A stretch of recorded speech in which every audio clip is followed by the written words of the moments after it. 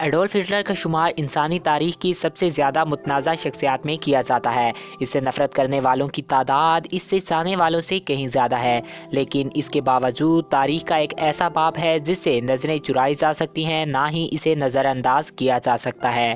Hitler 20 April 1979 کو جرمنی کی سرحدوں کے قریب آسٹریلیا میں پیدا ہوا۔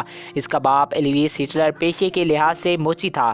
بچپن ہی سے ہٹلر اپنے والد اور والدہ کی محبت و شفقت سے محروم رہا۔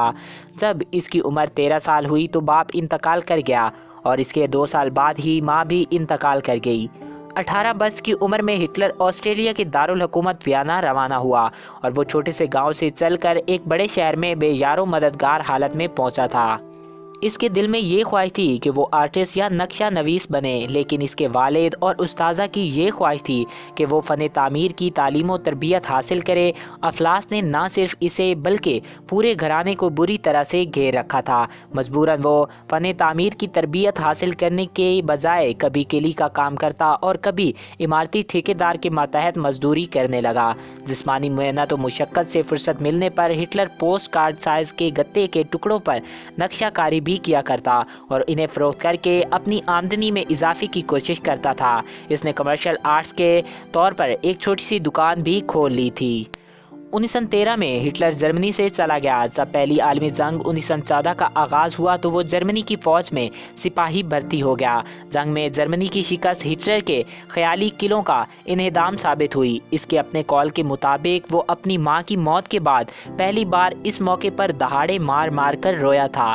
ہٹلر نے تمام رائج الوقت سیاسی فلسفوں کا مشاہدہ اور تجربہ کر کے اپنے نصف العین یہ بنایا کہ جرمنی نسل کو جمہوریت، اشتراکیت اور یہودیت کی بلاؤں سے نجات دلائی جائے۔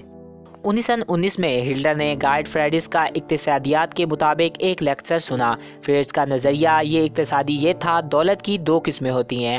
پہلی قسم سودی سرمایہ داری، جس کے نمائندے یہودی ہیں جو جرمن مزدوروں کا خون چوس چوس کر موٹے ہو رہے ہیں۔ سودی سرمایہ داری اپنی بین الاقوامی تجارت کو فروغ دینے کی خاطر جرمنی کا قومی مفاد قربان کرنے سے بھی درگزر نہیں کرتے۔ دولت کی دوسری قسم وہ ہے جو محنت، مشقت اور کفایت شعاری سے فراہم کی جاتی ہے۔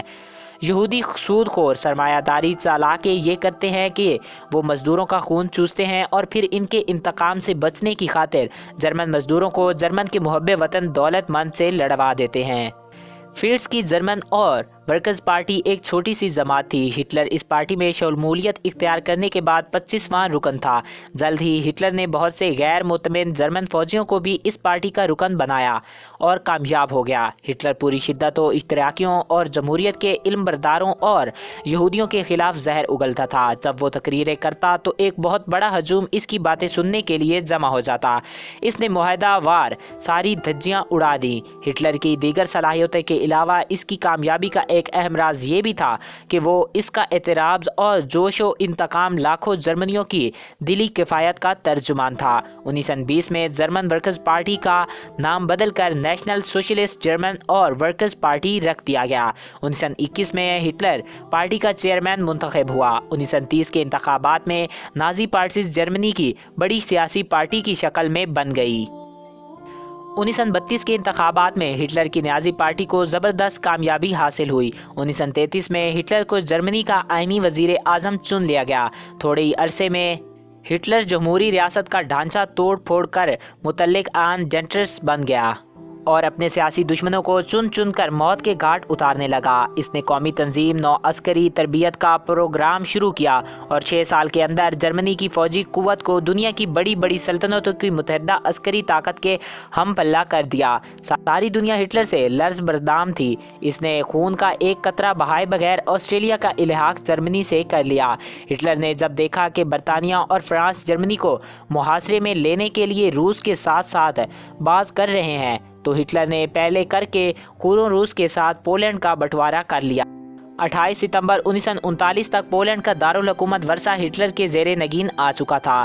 1940 میں Norway, Holland, Belgium, Luxembourg اور فرانس کی سلطنتیں ہٹلر کی محتاط ہو چکی تھیں۔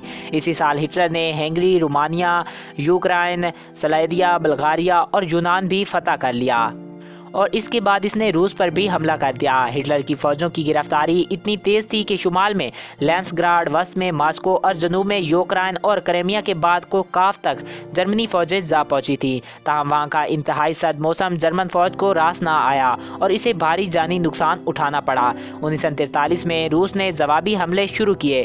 دوسری جانب 1944 میں امریکہ اور برطانیہ کی افواج مغرب سے مقبوضہ فرانس پر حملہ آور ہوئیں۔ نتیجہ یہ نکلا کہ جرمن افواج کو شکست ہوئی۔ ہٹلر کو جب اپنی شکست یقینی نظر آنے لگی تو اس نے عزت کی موت کو ذلت کی زندگی پر ترجیح دی۔ اس نے پہلے اپنی دیرانی محبوبہ پہ الوان برائن سے شادی کی اور 13 اپریل 1945 کو دونوں نے خودکشی کر لی۔ وصیت کے مطابق ان کی لاشیں جلا دی گئیں۔ ہٹلر پر 1,70,00,000 افراد کے قتل عام کا بھی الزام لگایا جاتا تھا، جب یہ مبینہ طور پر 60 لاکھ یہودی بھی شامل تھے۔ یہودی آج بھی نازیوں کے ہاتھوں اس مبینہ قتل عام کو ہولوکاسٹ کے نام سے یاد کرتے ہیں۔ تاہم بعض محققین ہولوکاسٹ اور یہودیوں کے قتل عام کے اعداد و شمار کو مبینہ آمیز بھی قرار دیتے ہیں۔ بہرحال حقائق کچھ بھی ہو، یہ بھی ایک تاریخی حقیقت ہے کہ اگر ہٹلر کی فوجیں طاقت سے ٹکرا کر برطانیہ عظمیٰ کی عسکری قوت نارتانی ہوتی تو شاید دنیا سے نو آبادی اور دوسری کالونیز پیریڈز کا اتنی جلد خاتمہ بھی ممکن نہ ہوتا۔ تو دوستو میں امید کرتا ہوں آپ کو یہ ویڈیو اچھا لگا ہوگا۔ مزید ایسے ویڈیوز کے لیے اس چینل کو سبسکرائب کرنا نہ بھولیے گا۔ Thanks for watching. اللہ حافظ۔